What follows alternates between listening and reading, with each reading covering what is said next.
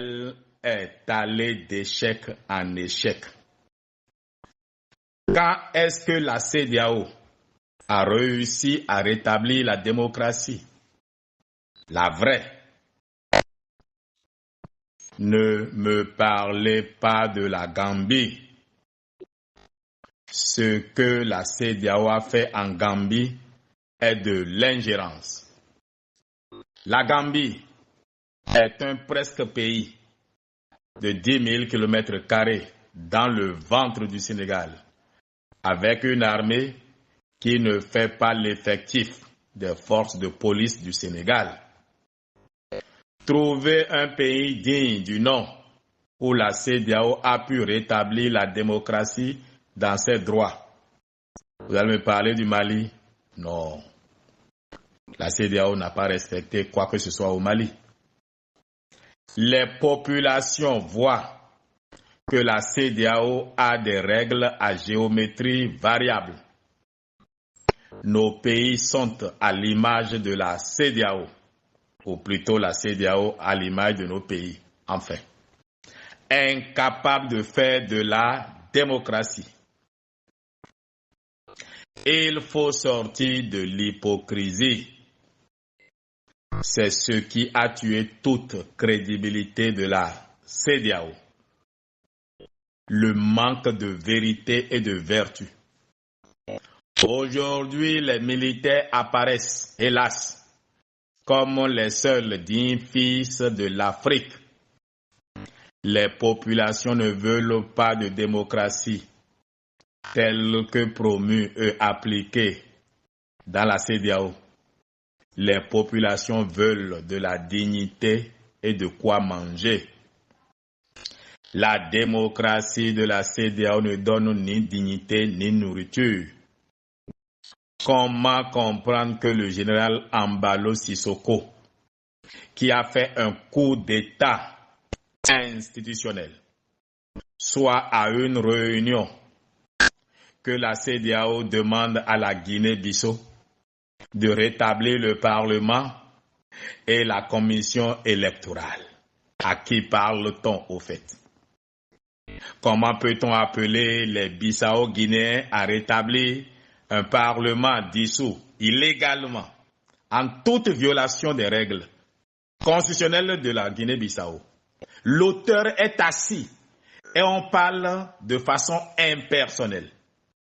Qui a dissous tout ça? Comment peut-il être facilitateur au Burkina Faso? Il a fait la promotion de quelle vertu politique? Il faut dissoudre la CEDEAO comme elle se présente aujourd'hui. Il faut rétablir il faut répartir aux fondamentaux de la CEDEAO, oui, de la création de la CEDEAO. Il vaut mieux savoir qu'on est confronté à un pouvoir fort que de croire à une démocratie et se retrouver en prison. La CEDEAO est une déception, un échec. En tout cas, sa volonté de faire de la politique et de la bonne gouvernance est un échec. Que cherchent tous ces Européens à chaque réunion de la CEDEAO? Combien de nègres noirs vont à la réunion de l'Union européenne? À la fin, hélas, l'AES est plus attrayant pour les peuples que ce que la CEDEAO offre comme spectacle. Et il faut dissoudre la CEDEAO politique pour la CEDEAO économique qui préserve la libre circulation des biens et des personnes. CEDEAO conçue par les pères fondateurs.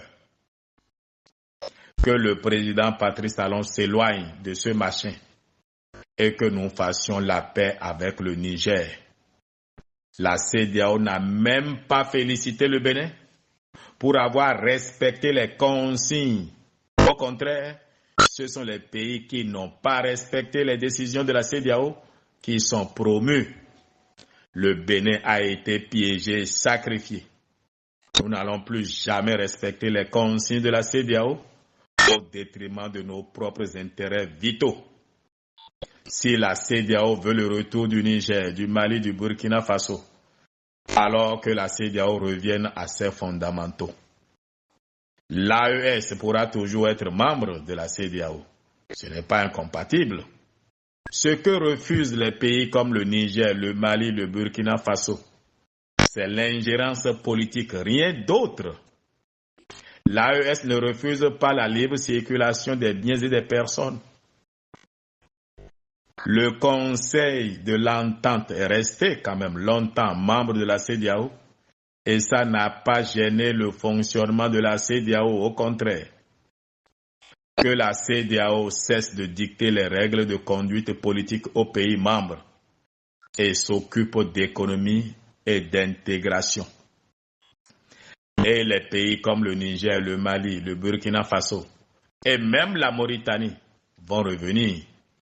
Le Maroc qui voulait entrer fera son adhésion. La vocation de la CEDEAO est une construction d'espace économique et non un tutorat politique reçu de l'Occident et imposé aux pays faibles. C'est ce que je crois. Bertin Kouvi Cheoure Boukoupi, Kata Kata Biojo.